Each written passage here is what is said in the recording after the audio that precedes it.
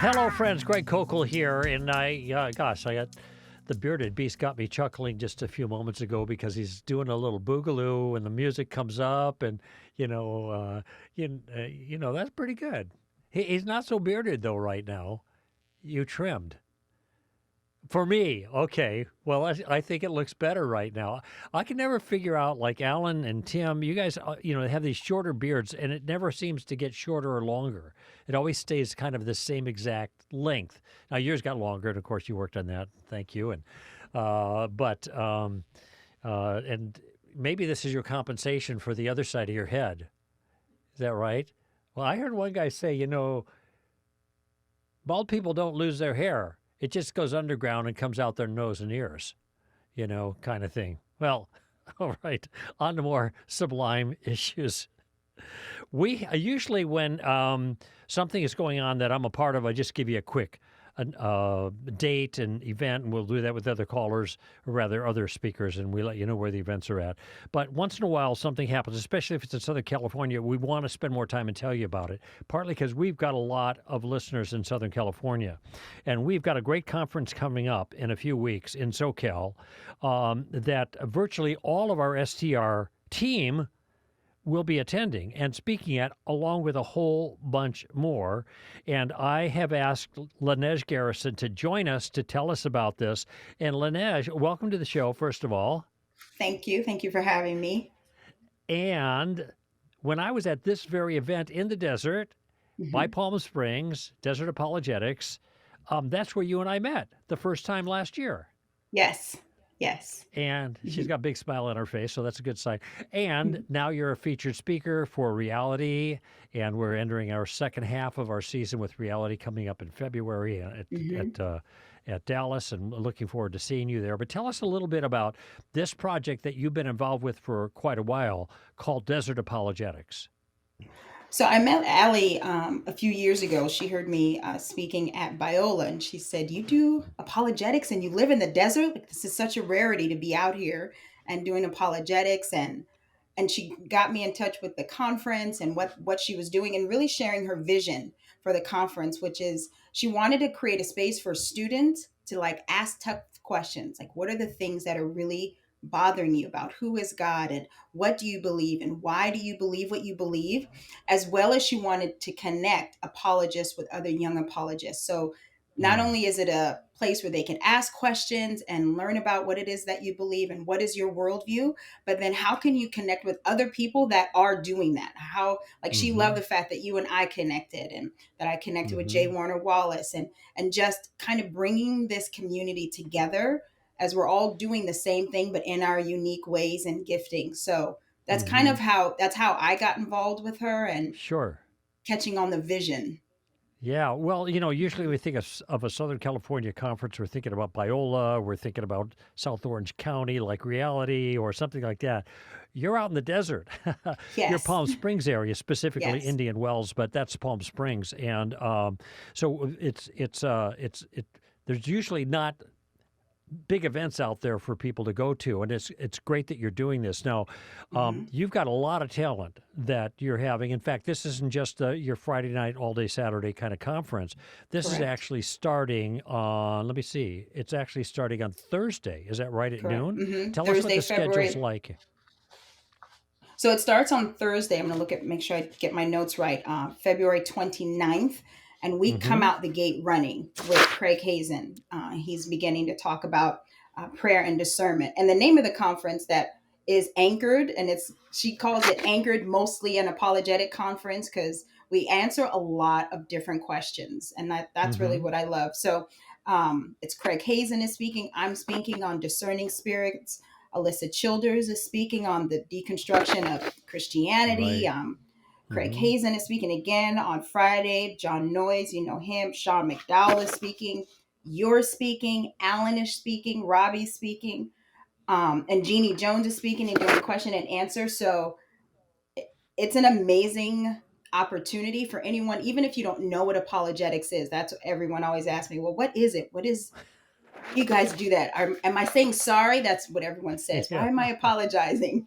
Yeah. No, it's you're not saying sorry, but you're thinking about what is your worldview? What is it that you believe about who God is and the existence of God, and how do all of these ideas interact to create your Mm-hmm. worldview, and then how do you live, like how do you combat the culture and the norms. And so this is a great place to learn about Mm-hmm. some of these discussions that are going on, and to gain knowledge, Mm-hmm. and to be encouraged about your faith, and um, just and get questions To, answered. Sometimes we just don't have a place well, to Nick, ask.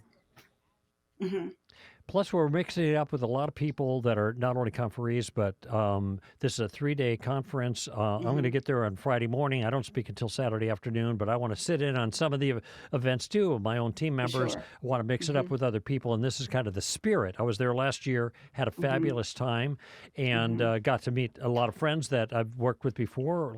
Lee Strobel was on board last time around, I think, Yes. and we had a great time. The same thing you have squared away for this year with Elisa Childers and Sean McDowell and Clay Jones and Craig Hazen, and you're going to be speaking Lineage, John Noyes, Robbie Lashua, Ellen Schleben from our team along with me. Yes. This is going to be a really great time, and I'm really looking forward to it.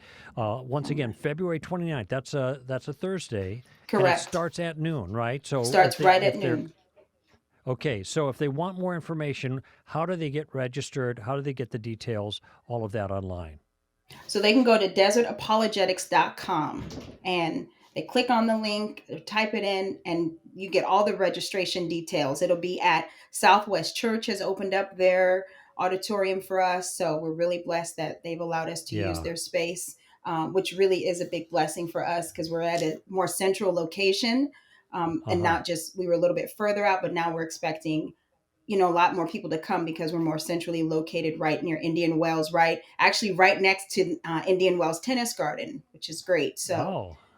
so yeah, so they go to the link and click on, and I'm sure you guys will have the link available Mm-hmm. as well. Yes, we will. And Indian Wells is for people who maybe not be entirely familiar. This is part of the whole Palm Springs kind of complex of towns. So that's kind of Mm-hmm. where it is, right there at Mm-hmm. the base of that wonderful escarpment from San Jacinto, that big Mm-hmm. giant 10,000-foot mountain there that offers the backdrop there.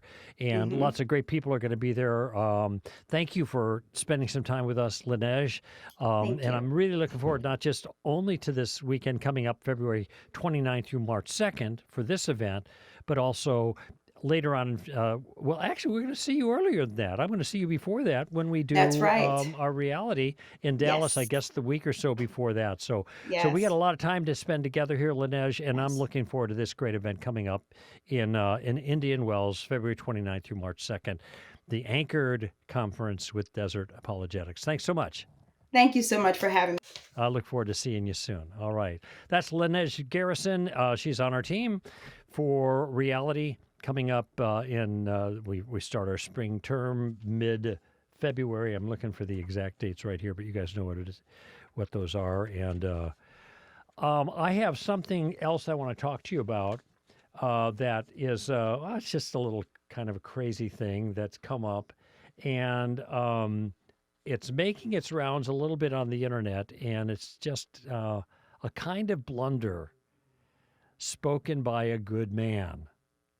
And so I thought maybe I'd reflect on this a little bit and offer my thoughts on this if you've heard about it. Now, the good man that I'm talking about is Alistair Begg.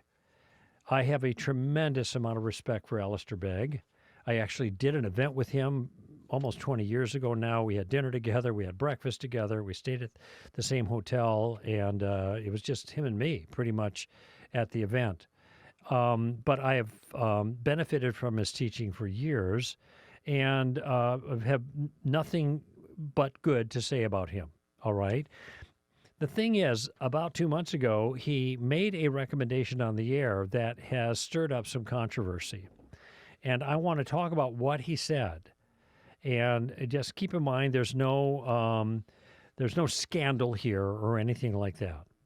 But it got people wondering about why he gave the advice he gave regarding this particular issue and what's the best way to think about the thing he was speaking concerning. And I think I'll give my point of view on some of those things, and then I'm going to also offer a kind of generalized takeaway. Okay. And the circumstance was Alistair Begg, I think, on his own program, or at least on his channel, Truth for Life, talking about fielding questions that he gets of various kinds, and some have to do with the controversial issues about transgender, same-sex marriage, and the like. And so he starts out by acknowledging, from a perspective of understanding God's grace, that with regards to anyone that we find difficulties with morally, we need to remind ourselves that there but for the grace of God go I, which is what he said, and which is true.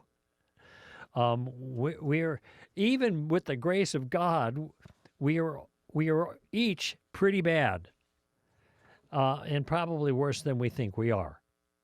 Okay, so that's a nice qualifying remark before his comments that were to follow. Now, what I'm going to offer here now is I'm going to read what he said, and interspersed in what he said is conversations with others. I think will be pretty clear as I read it. But here's what he said, and I quote, "We field questions all the time that go along the lines of, my grandson is about to be married to a transgender person, and I don't know what to do about this. I'm calling to ask you to tell me what to do," which is a huge responsibility. In a conversation like that just a few days ago, and people may not like this answer, but I asked the grandmother, does your grandson understand your belief in Jesus? Yes. Does your grandson understand that your belief in Jesus makes it such that you can't countenance in any affirming way the choices that he has made in life? Yes. I said, well then, okay. As long as he knows that, then I suggest you go to the ceremony, and I suggest that you buy them a gift. Oh, she said. What? She was caught off guard. I said, well, there's the thing. Your love for them may catch them off guard, but your absence will simply reinforce the fact that they said, these people are what I always thought, judgmental, critical, unprepared to countenance anything. And it's a fine line, isn't it? It really is. People need to work out their own salvation with fear and trembling, but I think we're going to take that risk a lot more if we want to build bridges into the hearts and lives of those who don't understand Jesus and don't understand that he is a king. Close quote. So all of what I just offered there was exactly as Alistair Begg offered it himself from his program. That was an exact quote. I was careful to get the exact quote. I didn't want to paraphrase because I didn't in any way want to mischaracterize what he said. Now, this has created a bit of a kerfuffle, and I listened to James White and his response, and John Harris and his response, and Michael Grant. John Harris has the Conversations That Matter podcast, and all of those individuals were gracious and generous and charitable, but all rather shocked by the advice that Alistair Begg gave that Christians should attend, in this case, a transgender wedding, as a witness of love to the non-Christians there. Now, if you listen carefully to the quote, it almost sounded like there was a contradiction built in there, and I still wonder about this. Because what he said was, does your grandson understand that your belief in Jesus makes it such that you can't countenance in any affirming way the choices that he has made in life? Yes, she said. Oh, okay, then go to the service and buy a gift, which strikes me as the exact opposite advice that would follow from the question he just asked the grandma. If your grandson understands that you couldn't countenance affirming in any way the choices he's made in life, then you can't go to this because it looks like you're affirming it. But he said just the opposite. So I'm confused about that apparent contradiction. There's also confusion about the very nature of the wedding itself. This isn't a gay marriage. This is, as he characterized it, a transgender marriage. Now, a transgendered person is a person who is one physical sex, but lives and acts as if that individual is the opposite sex. That's their gender ideation. So it might be a woman who believes she's a man trapped in a woman's body, so she now lives as a man. So if that woman were transgender, she would be dressed as a groom is dressed. And if she's marrying a man who is not transgender, then there are two grooms standing at the altar, even though there's a man and woman there. I mean, that might be the circumstance. It might be that you have two men standing at the altar, but one is a transgender woman, and so you have a man and then a man wearing a suit, a tux, and another woman wearing, you have a man wearing a suit and a tux, and you have another man wearing a dress because he's transgender. So it's not entirely clear what we're even looking at here. And so that's part of the confusion. And in fact, even James White and John Harris both said, I'm not even sure what the details are here. I don't think those details matter. Now, for a long time, we have adopted a position regarding same-sex marriage that it would not be appropriate for a Christian to attend a same-sex wedding. And the reason is very obvious, that a wedding is a place where you bring affirmation and celebration to the relationship as it is, and an encouragement for the durability of that relationship. And if that relationship is a relationship that is deeply offensive to God, how can you celebrate that? Well, you could be loving to them. Well, yeah, but you don't have to be loving by going to a celebration of something you can't in good conscience celebrate. What you can do, and we've recommended this for a long time, is turn down the invitation, don't go to the event, but later on make arrangements to visit the couple so you can affirm your love for them and the relationship that you're trying to build with them and to hopefully have a spiritual impact in their lives, but you're not also celebrating the event.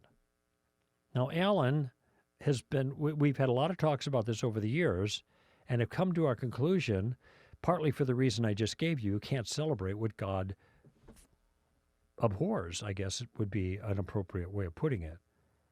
We can't even appear to that, even for the sake of building a bridge, or what we think will be building a bridge, all right? So we can build bridges in other ways to that couple in a loving way. We can't celebrate what we ought not celebrate. Now, the difference in this case is it's not clear that what's happening in the transgender situation is whether you have a de facto gay wedding. Two men marrying each other and one of them ideating as a female. So if you were standing there in the audience, what you'd see is a bride and a groom. But you'd know differently, and everybody knows differently because they know the couple. So there are actually a number of different combinations that might be represented with in a transgender wedding. And Amy has made the point in our discussions about this that if it is a transgender male and a actual male, then what's going on is a man is marrying a woman who is posturing in a sense or posing or ideated as a male. So you have a man and a woman getting married. That would be a real marriage. My point wasn't to strain at that particular detail, but to ask, even if it were not a gay marriage and the two individuals who are opposite sex, no matter how they happen to be presenting themselves at the moment, it still would not be right to participate in a celebration. okay? And to put it simply, and we talked a lot about this, but where I landed was a marriage is a celebration. Is this the kind of union that you as a Christian could celebrate, a transgendered wedding? And my response or my thought is this is not what God has in mind for weddings or marriage. Regardless of the sex, what is being offered is a distortion or a corruption of what God has in mind. And actually kind of a mockery of what God has designed. Now, this is Greg Kokel talking. This is my opinion. These are the reasons why I couldn't celebrate even a transgender wedding when the bride and the groom were opposite sexes, or the groom and the groom, or the bride and the bride, however it washes out, if they were opposite sexes. So there still would be kind of like, well, it's a guy and a gal getting married. Nevertheless, the way it's done is championing something as good and appropriate and worth celebrating. That is none of those things. Now, Robbie Lashua made an observation during our staff meeting, and given that in his role as a pastor in the past, he did many weddings. But there were some weddings he could not perform because of the nature of the circumstances, all right? And what he said was, if there was a wedding that I felt in good conscience I couldn't perform, then in good conscience I couldn't attend either and celebrate it. And I thought that was a really insightful guideline. So if you as a Christian person were a person of the cloth, vested with the powers to marry and bury, would you stand up and solemnize a transgender union? And if you wouldn't, then maybe that's a good indication that you shouldn't celebrate it either by attending. All right. So the first concern I had regarding Alistair Begg's recommendation was I thought it was a bad recommendation. And it seemed not only internally contradictory, as I pointed out, but it also seemed to me to be rather inconsistent with his general posture about things in his magnificent teaching of Scripture over the many, many years that he's done it as a pastor of that Parkside Church there in, I think it's in Cleveland, Ohio. So, gee, this caught a lot of people by surprise. What's he thinking? And now maybe this is just a one-off. Maybe this is just like, oh, he just made this mistake. Or maybe not. I don't know what to say about that. We'll see as time goes on. But that's the first difficulty. I think it's bad counsel for the reasons that I gave. Secondly, the rationale is not a good one. We don't do anything. Not that he's suggesting it, but I'm just setting this up. We don't do anything just to be able to get people to believe that we love them and maybe have them take a closer look at Jesus. If we're not representing the kind of ethic and truth that Jesus represents, why would people want to take a closer look at it? Or what would they be taking a closer look at? A compromised Christianity? I remember, and you might recall if you heard the interview with Justin Brierley a couple of months ago, his new book that came out called The Surprising Rebirth in Belief in God. And he's talking about all the people he interviewed over 17 years on Unbelievable there in London. And many of these people, very bright, intelligent atheists or secularists, agnostics or whatever, many of them are moving towards Christianity, and some of them have become Christian. And the reason is because their worldview that they were adopting pretty much on an existential basis gave them nothing. When I talk about atheism in Street Smarts, as I introduced that first issue, I said atheism is the nothing religion. Because it gives you no answers of any kind for anything important. And consequently, people who are in fact made in the image of God are going to be trying to embrace a worldview that's wildly counterintuitive to their native instincts as human beings. And this is what was happening, as Justin Brierley reported. It's an excellent book, by the way. I just want to reinforce it's really great and very encouraging. But there was something that one of the individuals, who I think was an agnostic at the time he said this, he's moving away from atheism, in agnosticism, looking at Christianity, because he says, every value I hold is a Christian value. As somebody in support of liberal democracy, politically, these are values that are grounded in a Christian worldview. They're not grounded in atheism. You don't get human rights out of atheism. You get that out of some form of theism, historically out of Christianity. And here's what he said then. He said, Christians, be sure that you stay weird. Be sure that you stay weird. And what he's meant is, it is classical Christianity with all its quote-unquote weirdness that is the thing that is appealing as the truth, even though there are aspects of it that are odious to people who want to do their own thing.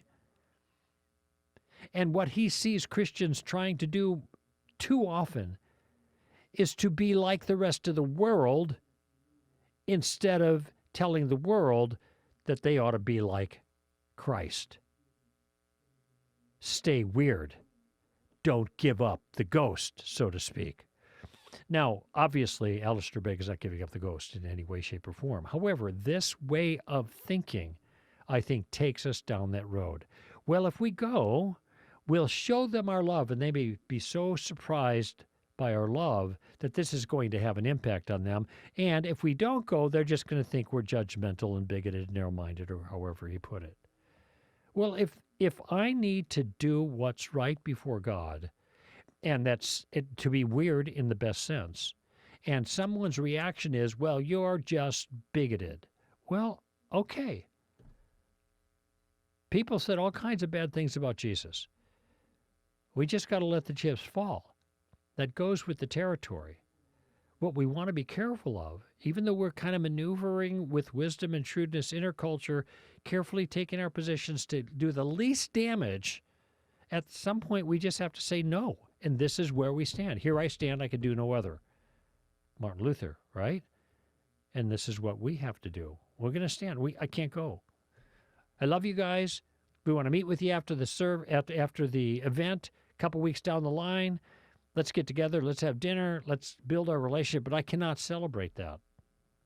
Or in Alistair's words, I cannot countenance in any affirming way the choices that transgender person has made in their life. So I think that the advice was wrong, mistaken, and I think that a bad advice, and I think that it was a bad rationale. Okay, but now I want to talk about Alistair Begg, who gave the bad advice, in my opinion, based on a bad rationale, in my opinion. I think Alistair Begg is a great guy. I will continue listening to his preaching because he's a great preacher, and I've learned so much from him. An important principle, not just in the content of his preaching, but the way he preaches. His principle is just this: read and explain. I like that. This is the way he goes about doing his assessments scripturally. He's going to read it and then explain it. When he's done that, he's going to go to the next section, read it and explain it. Wow, that's great. Nothing buttery, nothing fancy. Just doing his job. I love that. Okay? And the takeaway is really good, bright, smart people can sometimes say really stupid things. Doesn't mean they're stupid. It means what they said was dumb. But they're still good people. Guess what? I've said a few doozies in my own life. We all do. I have no reason to take this any more than just a one-off. I have no reason to take this any more than just a, maybe a poorly thought through response. He's not on a slippery slope. He's not going in the wrong direction, and that was suggested a little bit by Michael Grant. Nope. I just no. Should somebody talk to him? Yeah, sure. Especially somebody who kind of understands what's at stake in this kind of thing. Most of your theologians, frankly, are not going to. Well, they may not see that. But people who are watching the culture and the church's role in the culture and their impact, and I think this is definitely true of James White and John Harris, as far as what I heard, and both, like I said, gave very charitable assessments here, not mean-spirited at all. But they say, yeah, this is not a good thing. This is not help. And one thing that Alan said, after actually going to a same-sex wedding for the same reasons that were suggested by Alistair Begg, is that, first of all, it didn't seem to have a salutary impact on anybody there. Nobody even really cared. And even the principals, it wasn't like, oh, you really love us a lot. That's great. Gee, maybe I should think about Jesus. No, nothing like that happened. Part of the reason is because that event, everything is cheering that event, those people in that circumstance on. I mean, just think when you sit at a wedding and people are clanging their glasses. What are you clanging their glasses for? So they can get the bride and bride, or groom and groom in this case, or who knows, to kiss. Everything about that is meant to celebrate. And that was one of the experiences that really sealed this way of thinking for Alan, that we're not going to do this anymore. And for good reason. And I think that's true. Now, I know the point has come up when you say transgender, it's not, we don't know that it's a gay wedding. It may not be a gay wedding. You may have a male and a female. I understand. My point is not that a person should not attend a transgender wedding because it is a de facto gay wedding, because it's not in many cases. I'm saying you should you should not celebrate it because it's a transgender wedding. Because it's a celebration of that thing that is a distortion or a corruption or even maybe a mockery from God's perspective of a wonderful institution that God himself established. All right? But always keep in mind, everybody's going to do something silly, dumb, stupid, sooner or later, no matter how good they are all the rest of the time. So keep that in mind. And by the way, you may have to keep that in mind on my behalf sometime. So this is just a skosh self-serving, I guess, because I need to have things overlooked as well, just as you will. All right, let's take a break, and we'll come back when I return on Stand to Reason.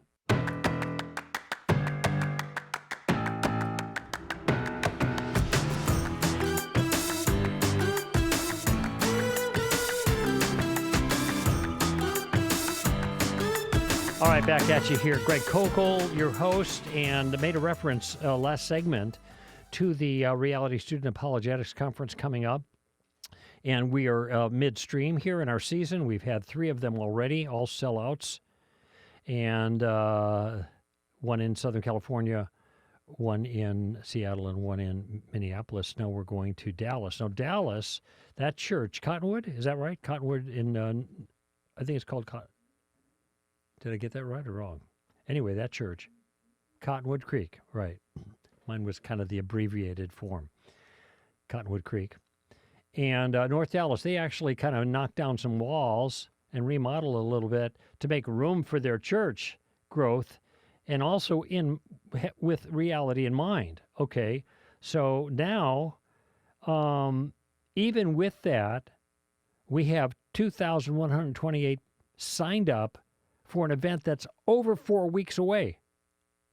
There's only 300 seats left in the main auditorium, and there's overflow for 400. So there's 700 till we max, and we have to turn people away. Okay, well, that's a great success. we're thrilled. And I think that's what's going to happen.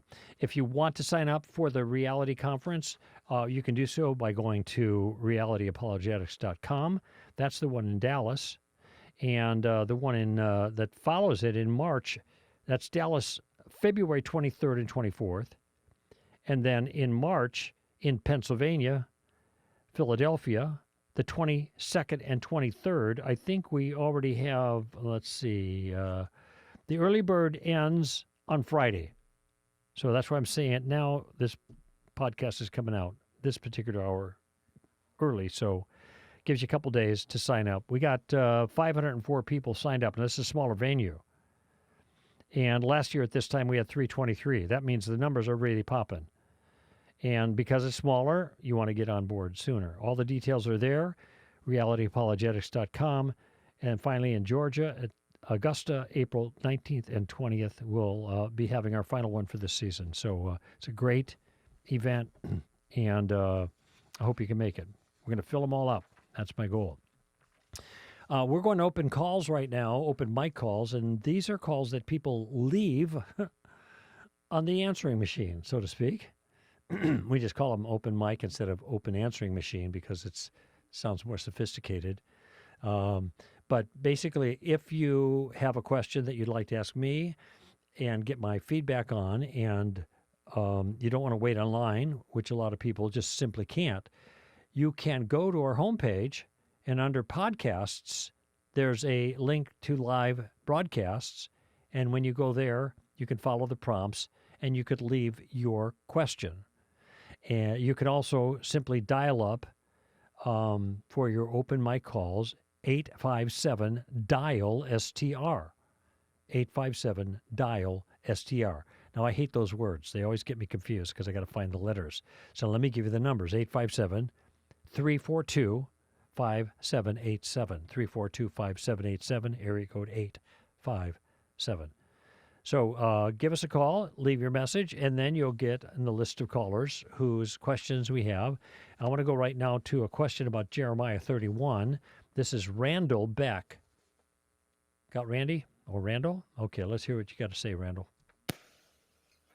Hey, Greg, it's Randy Beck in Collierville, Tennessee. I just wanted to thank you. I've grown in my hermeneutic skills through your teaching, particularly as it's related to promises in God's Word, and how it's so important to first evaluate who the promise is made to, and from that determine how it applies to my life and walk. Great.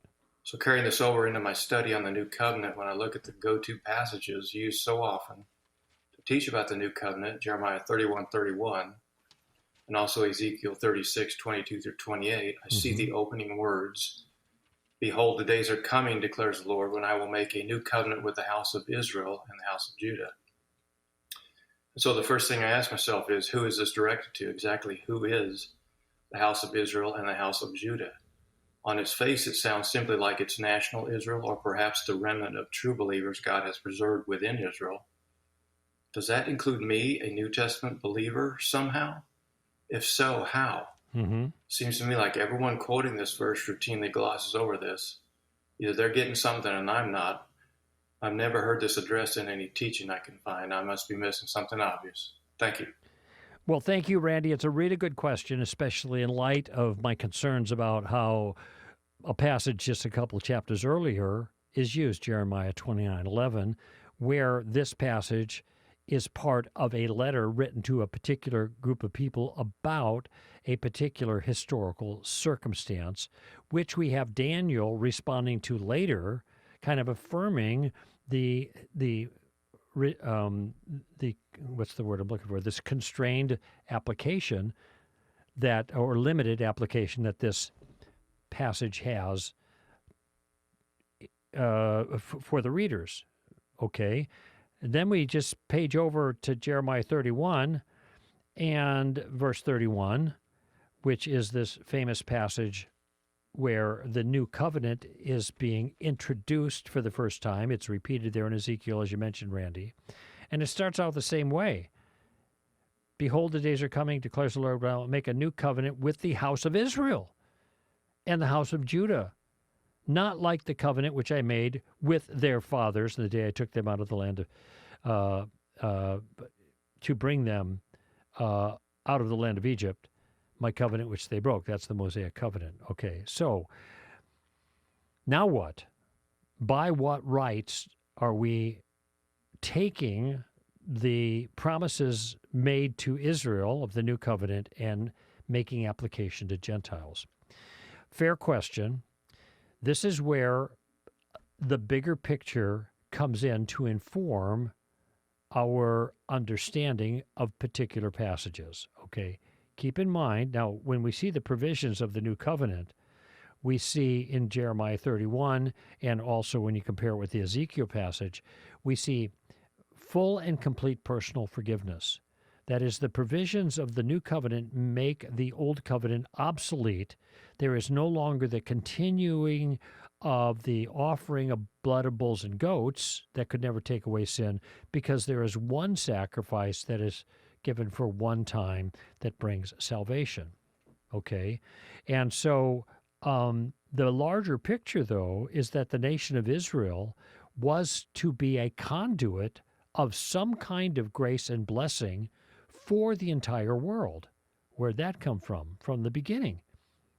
Genesis chapter 12, verses 1 through 3. There we have the Abrahamic covenant, and Abraham is commissioned by God as a man to be the source of a nation that would come forth from his loins, that God would use as a blessing to the rest of the world. So we know that there, when we read that and then see God's working, building up this nation, that the blessing and the purposes of God's blessing are not just for Israel. It isn't a period, end of issue. They are to be a conduit to the rest of the world. Obviously, early on, we don't have much detail about what that looks like. But as time goes on, we can see how this unfolds. And the Mosaic covenant is a covenant, does a number of things. One of it is it fashions the nation of Israel. It provides political structure and moral structure and religious structure for that people. It makes them into a defined people before God, okay? Problems, though, is a conditional covenant. And they broke the conditions, and so therefore they got the wrath instead of the blessing. Okay? As we move through the salvation history of Scripture, in other words, we see how God is unfolding little by little through time a plan to finally accomplish that thing which he promised Abraham he would do, that the seed of Abraham would be a blessing to all the goyim. That's the word, the Gentiles. That's in Genesis 12, verse 3. All the nations. We see now the giving of this additional thing. The old is done away with.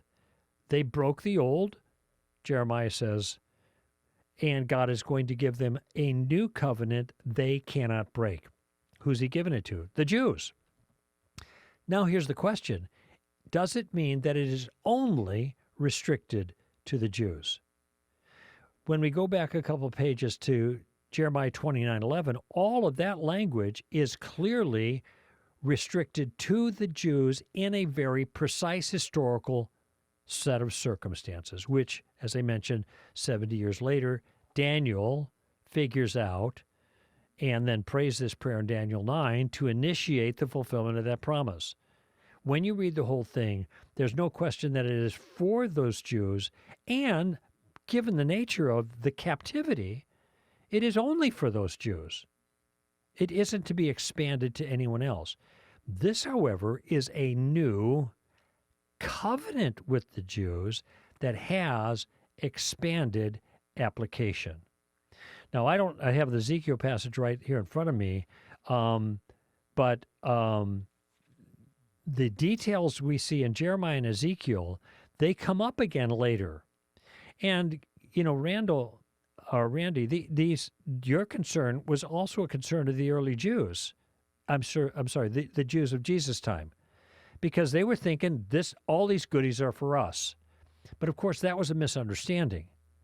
And you can see through Old Testament texts, as time goes on, that God's heart is not just for the Jews to get rescued, by this covenant that provides for their complete personal forgiveness of sin, but for that to be extended to everyone. When Solomon built the temple, there's the court of the Gentiles. And where was it? The Nativity accounts, my temple's to be a place of prayer for all the nations. Jesus, then you see, reaching out, not just to the Jews, but also to Tyre and Sidon, which is up the coast, and those are Gentile areas. And he's talking to the Syrophoenician woman. And then you have him going to Decapolis, the 10 cities, and the areas on the east of the northeast of Israel and along that shore of the Sea of Galilee, where there's a bunch of pigs that get demon-possessed and charged into the water. This isn't Jewish land, it's Gentile land. So why is Jesus going there? Because, and he says this quite a number of times in his own discourses, God's love for the non-Jew. All right? Paul, then again, to the Jew first and then the Gentile. But both are in view, okay? And so what's interesting then, and this ought to seal it for you, and I realize if you just got Jeremiah 31 and the Ezekiel passage, well, you're not sure where to go with this. But when the other authors of Scripture demonstrate that this particular blessing for the nation of Israel is to be shared with Gentiles, then we realize that this is not simply applying to them. The Gentiles are grafted in, says in the book of Romans, okay? It's a Jewish covenant, no question, but Gentiles get to benefit. And by the way, the Jews that don't fulfill the requirements of that covenant get snipped off. They're gone, okay? This is the way Paul talks about it in Romans 9, 10, 11, right in there somewhere. And so Jesus at the Last Supper, this is the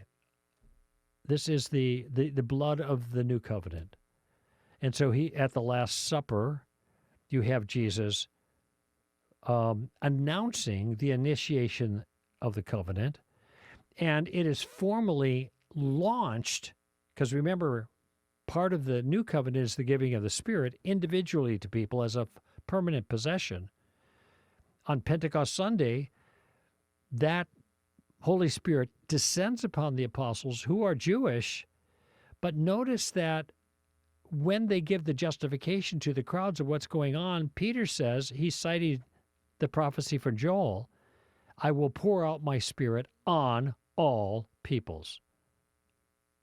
So what we have initially introduced in Jeremiah 31 and also the Ezekiel passage as a covenant for the Jews, we later learn that it's not just for them. It's for the Jews first, but this is the thing that God is going to do through the Jews that is going to ultimately be the blessing upon all the Goyim, all the nations. And of course, that's how other prophets, like Joel, I just mentioned, play it out. And this is how it's played out in the life of Jesus, in his ministry and reaching out to Gentiles. And this is played out on Pentecost Sunday.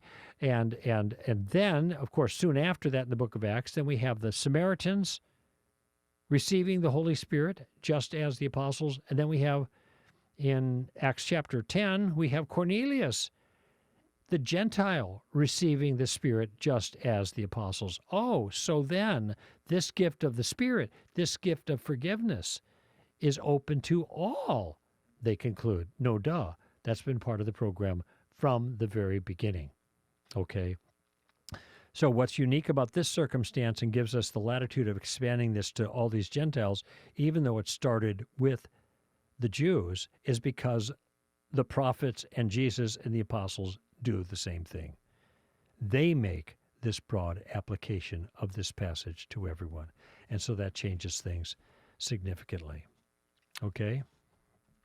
By the way, I'm glad that this is an issue that you brought up, Randy, because what you're doing is trying to be careful to apply these rules consistently, these hermeneutical rules. But one of the things I pointed out, I just want to underscore it. I just have a few more minutes here before the hour's up, so I'll just say a little bit more about this issue, is that the historical circumstances in Jeremiah 29 and the words that are spoken there are very different than what we see in Jeremiah 31.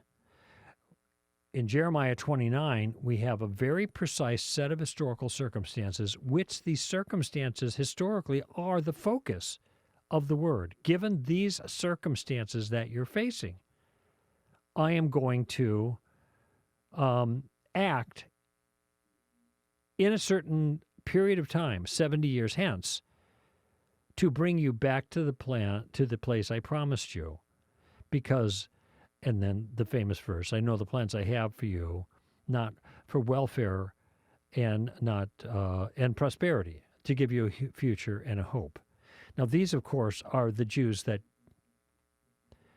Jeremiah is speaking to that have gone to Babylon, not the ones that stayed in Jerusalem against God's command. For them, he's got a different word, and that comes a couple verses later. There's no prosperity for them. They're going to be getting judgment, and it's going to be bad.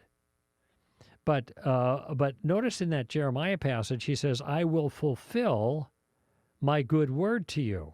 Now, that was a trigger to me when I saw that passage, that he's making reference to something that has already been said. I will fulfill the good word. Well, when did he give the good word that he was going to fulfill? And it just occurred to me, came to mind, I bet you it's in Deuteronomy 28, 29, and 30. And indeed, when I went back there, at the end of the second time the law is given, Deuteronomy, there are conditionals, blessings and cursings. And if you do good, blessing. If you do bad, cursing.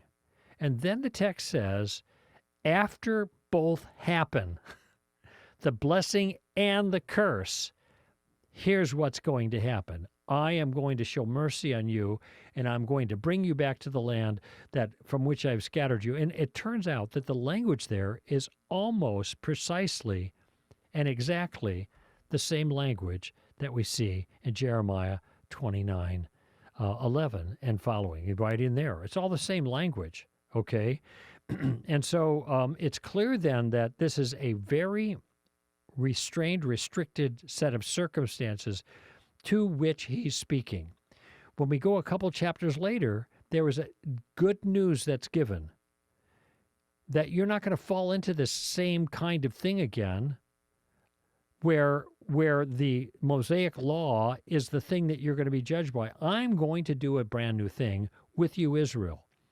It just turned out that that brand new thing that God was going to do with Israel was intended by God to be expanded not just to Israel, but to the rest of the world. This was God's plan for salvation for the world. Now, I have a course that I've taught, and I used to teach it at Hope Chapel in Hermosa Beach, long before Stand to Reason, at the Hope Chapel Ministry Institute. It's called The Bible Fast Forward. It was the class I was teaching when I met Melinda Penner so many years ago. And we now have that teaching that I have refurbished a number of years ago and taught in 8 segments, 8 50-minute segments. And there's about 150-page syllabus that goes with it. In other words, the entire course is all there for you. You just got to print it out, okay? And I highly recommend that you get that series. So, Randy, this is for you too. Get that series, The Bible Fast Forward. Watch it with your family, with the Bible study. Watch it by yourself. And what it's going to give you is it's going to give you a look at the coherence of the entire story. It's kind of like the story of reality, the book I wrote, but in much finer detail. If you've read the book, you know I go from God to man to Jesus. Well, man and the fall of man is in Genesis chapter 3, and Jesus is in the New Testament, the first part of the New Testament. Well, what happens in between? That's what the Bible Fast Forward is meant to do. It's to fill in those theological blanks so you see the unfolding of God's plan for salvation, which the pinnacle of is the new covenant that Jesus brought and initiated and inaugurated, and now we offer to the world, Jew and Gentile alike. Okay, friends, that's it for this show. Thank you for joining me. Greg Kokel here for Stand to Reason. Give 'em heaven. Bye-bye now.